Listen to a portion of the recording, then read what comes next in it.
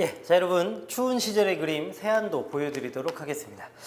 독서와 문법 중에서 이 독서에 해당하는 부분은 사실은 우리가 옛날에 문학 작품을 배울 때처럼 막 무슨 법이니 막 적을 게 없잖아. 감정이입이니 객관적 상관물이니 이런 게 아니잖아요. 그래서 메모할 게 많진 않은데 실제 시험에 들어가면 이제 어떤 문제가 있냐면 제시문의 길이는 엄청 긴데 내신 시험 시간이라는 것이 대단히 짧게 주어지니까 시험장에 들어가서 자세하게 읽어볼 시간이 없어요.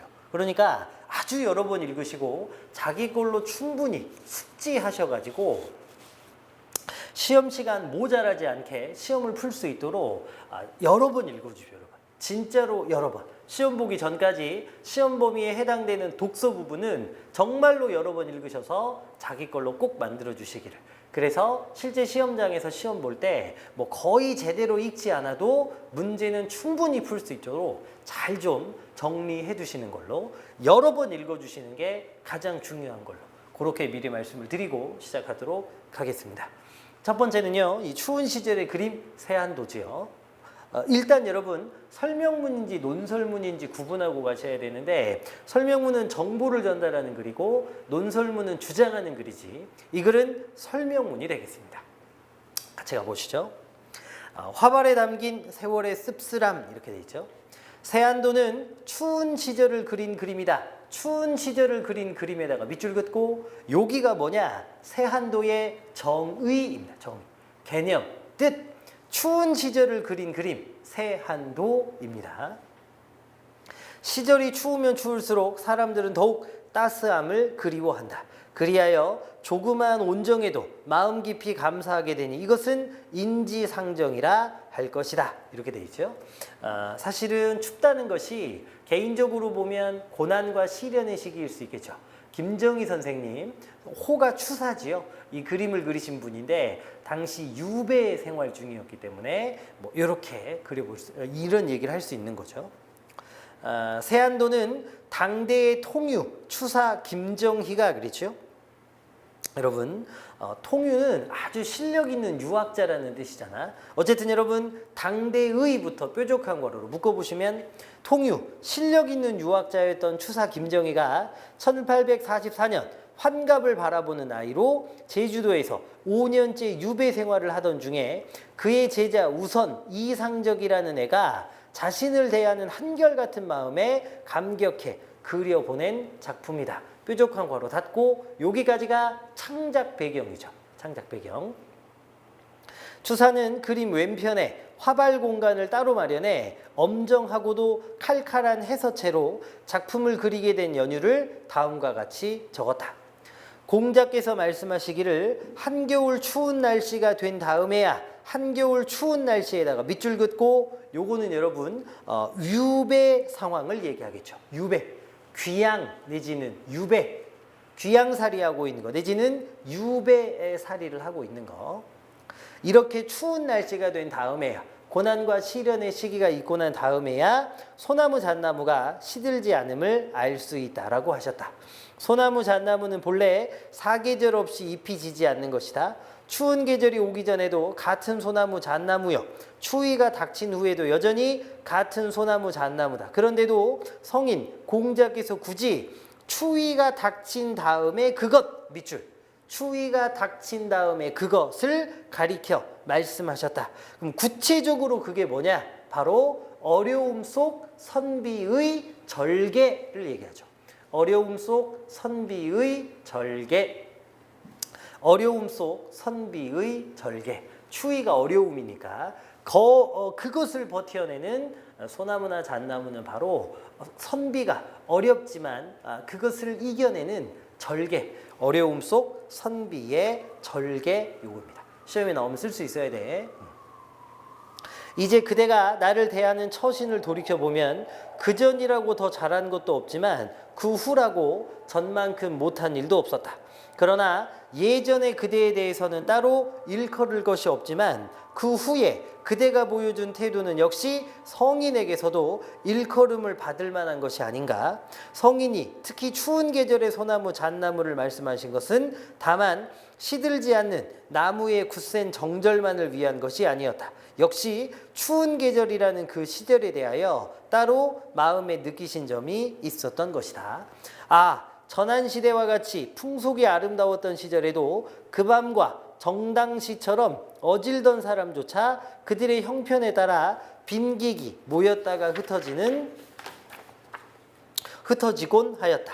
하물며 하규현의 적공이 대문에 써붙였다는 글씨 같은 것은 세상 인심의 박절함이 극에 다다른 것이리라. 슬프다. 완당 노인이 쓰다. 이렇게 돼 있죠. 조금 있다가 염량세태라는 말이 나올거든요. 그러니까 힘이 있을 때는 막 사람들이 붙었다가 힘이 빠지면 너도 나도 빠지는 거야. 그러니까 김정희라는 사람도 사실은 잘 나가던 시절이야 주변에 사람 많았을 거고 제주도에서 유배 생활하고 있으니까 지금은 너도 나도 그 곁을 떠났겠죠. 그런데 한결같은 모습으로 자기 옆을 지켜주고 있는 제자 이상적이라는 그 사람에게 감사한 마음이 제자지만 왜 안 들겠어요?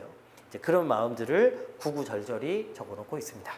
자, 그 다음 볼게요. 세상과 인간이 담긴 문인화의 정수. 세안도에는 염량세태의 모진 차가움이 있다. 염량세태 드디어 나왔죠. 밑줄 그어 드시고 뜻을 확인하시는데요.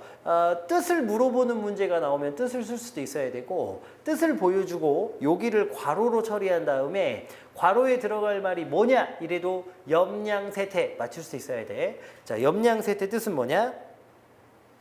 세력이 있을 때는 아첨하여 따르고 세력이 있을 때는 아첨하여 따르고 세력이 없어지면 푸대접을 하는 세상 인심을 비유하는 말. 세력이 없어지면 푸대접을 하는 세상 인심을 비유하는 말. 자, 세력이 있을 때는 아첨하여 따르고 세력이 없어지면 푸대접하는 세상 인심을 비유하는 말. 교과서에도 나와 있으니까 꼭 확인해 보시고 어쨌든 저희가 주변에서 많이 보잖아요. 힘이 있을 때는 막 붙었다가 힘이 빠지면 막 다 떠나가는 이런 모습을 비유하는 말이 염량세태입니다.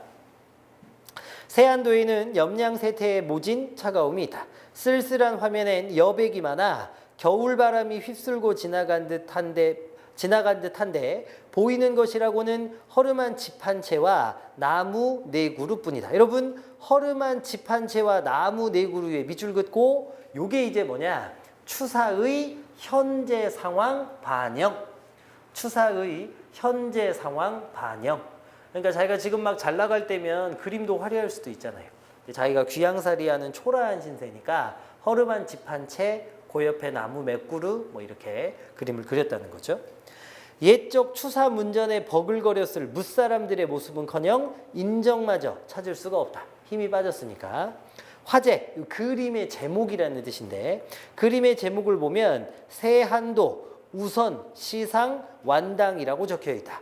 추운 시절의 그림일세 우선이, 시상 이것을 보게나 완당이라는 뜻이다. 화제, 그림 제목의 글씨는 기품이 있으면서도 어딘가 정성이 스며 있는 듯한 예서로 화면 위쪽에 바짝 붙어 있다. 그래서 화면의 여백이 더욱 휑해 보인다. 이러한 텅 빈 느낌은 바로 절해고도 원학지에서 여러분 결국 거기가 유배지죠. 아주 살기 어려운 유배지에서 늙은 몸으로 홀려 버려진 김정희가 나날이 맞닥뜨려야만 했던 씁쓸한 감정 그것이었을 것이다. 씁쓸한 감정에다가 네모치시고 거기가 동그라미 1번. 그러면 무슨 동그라미 1번이냐? 세안도에서 느낄 수 있는 추사의 감정 1입니다. 추사의 감정 1. 자, 구체적으로는 세안도라는 그림에서 우리가 느낄 수 있는 추사의 감정인데 첫 번째는 뭐냐? 씁쓸함입니다.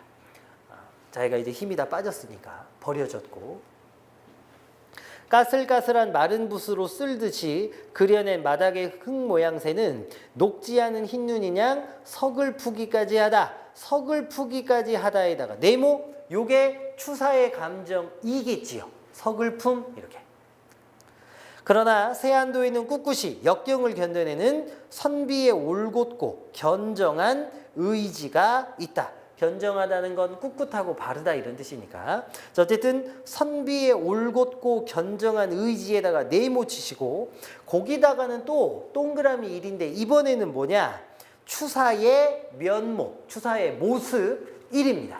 힘든 상황이지만 추사가 그 그림에서 어떤 모습을 보여주고 있느냐? 의지를 보여주는 거죠. 추사의 면목 1, 그것은 단단한 의지입니다.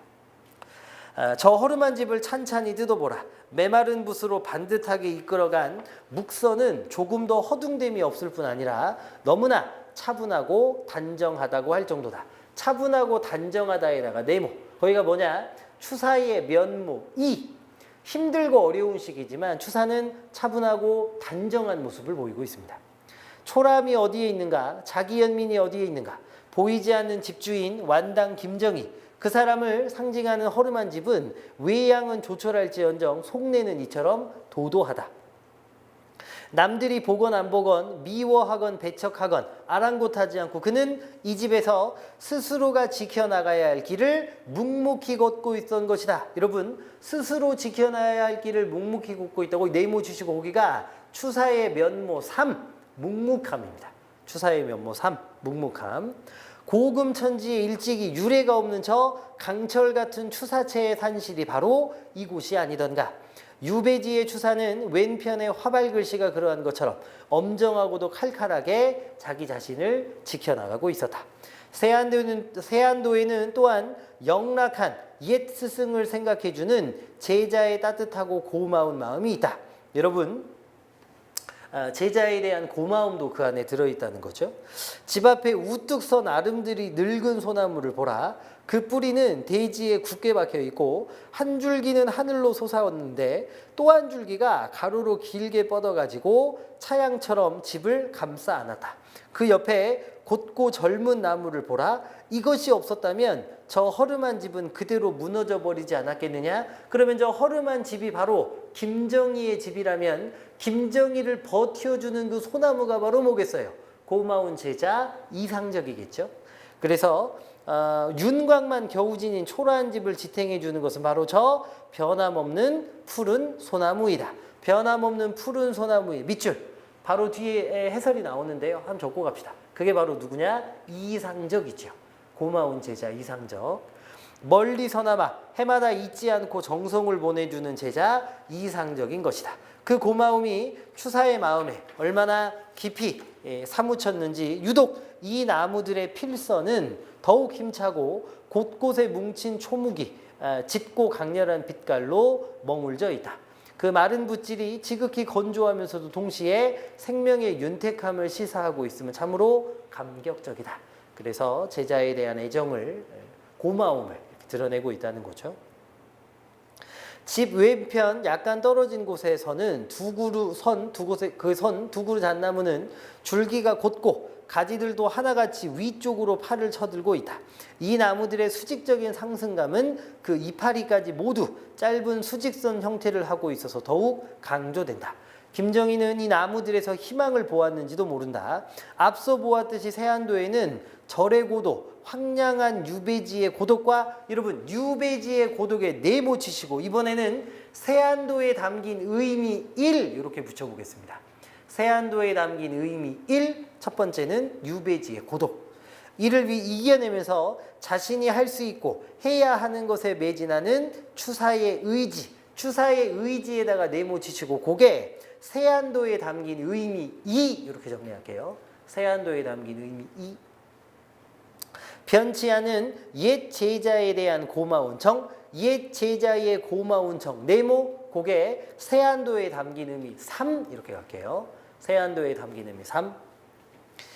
그리하여 여기서 추사는 이제 기대할 수 없는 앞날의 희망까지도 생각하고 있는 것은 아닐까? 기대할 수 없는 앞날의 희망에다가 네모 치시고 거기 세안도에 담긴 의미 4 이렇게 정리합시다.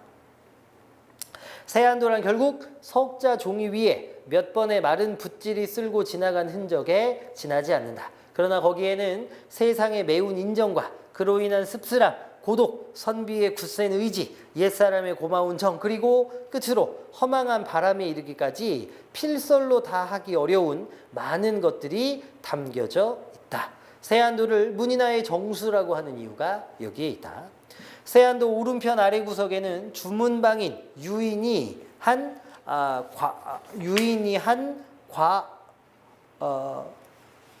유인이 한과 찍혀 있다. 그러니까 도장이 하나 찍혀 있는 거군요.